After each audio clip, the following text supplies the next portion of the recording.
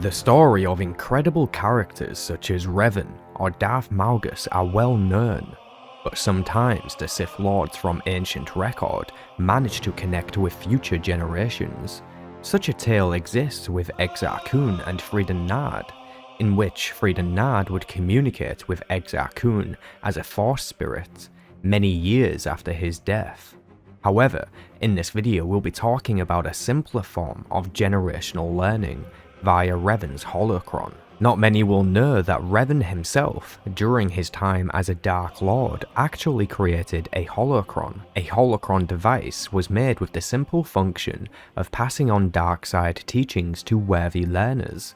A Holocron's constructor would imprint their subconscious into the device and pair it with an AI that had copied all their knowledge and personality from that current time. The device would also be fitted with a small holo projector that would give the user an image to interact with and speak with. This holo avatar would appear in any way the constructor chose to be seen. For Revan, this was his typical cloaked and masked attire. Exactly when the Dark Lord Revan created his Holocron is unknown to us. However, we can safely assume it was between the years of 3959 and 3757 BBY, as this is when he ruled as a Dark Lord of the Sith.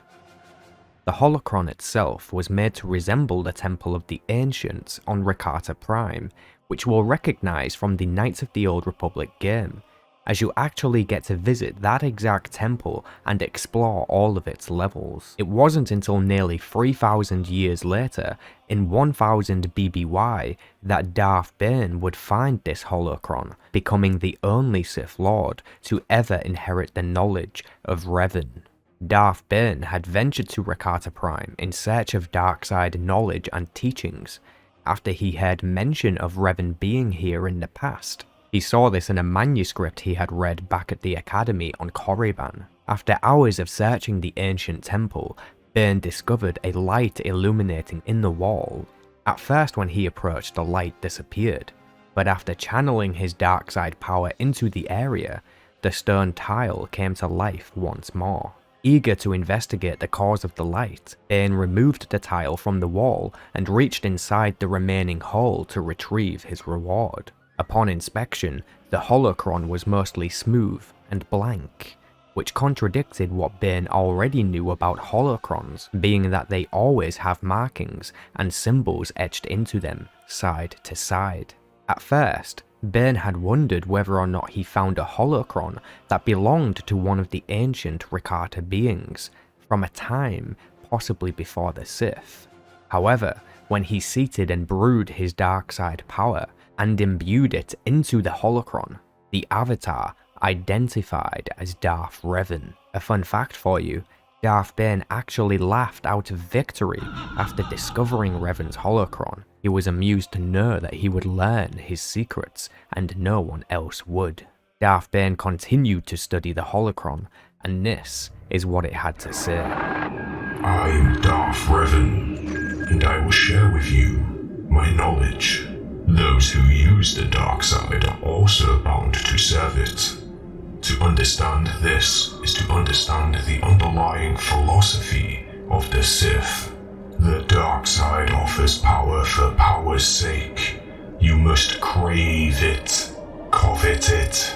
You should seek power above all else with no hesitation or reservation. The Force will change you, transform you. Some fear this change. The teachings of the Jedi are controlling and resisting this transformation.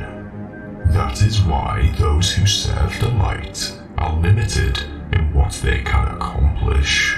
True power can only come to those who embrace the transformation. There can be no compromise. Mercy, compassion, loyalty. All these things will prevent you from claiming what is rightfully yours. Those who follow the dark side must cast away these conceits. Those who do not, those who try to walk the path of moderation, will ultimately fail, dragged down by their own weakness. Those who accept the power of the dark side must also accept the challenge of holding on to it. By its very nature, the dark side invites rivalry and strife.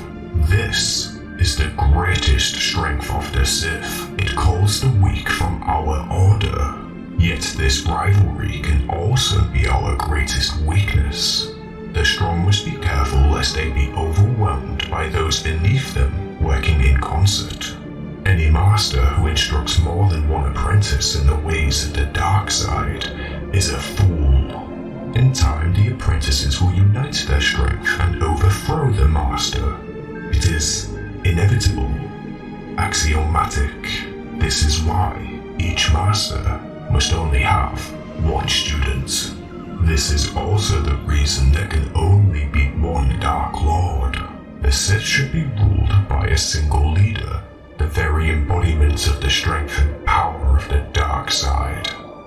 If the leader grows weak, another must rise to seize the mantle. The strong rule, the weak are made to serve. This is the way it must be. My time here has ended. Take what I have taught you and use it well.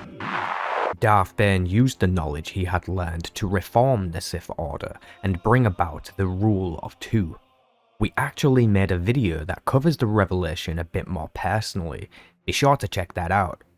Darth Bane spent many days studying the Holocron and transcribing rituals Revan had learned over the years, including the profoundly lethal Thought Bomb ritual. In conclusion, it was Darth Revan's teachings that inspired the Rule of Two for Darth Bane.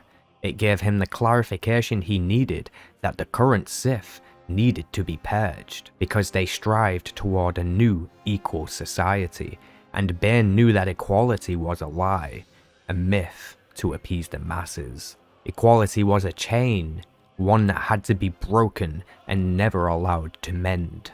Unfortunately, due to the age of Revan's Holocron, it quickly expired and became useless. But Bane had learned everything Revan had to offer, almost as if the entire string of lessons were carefully selected for him beforehand. When the device's power phased out, Bane dropped it to the floor and used the Force to crush it and discard it.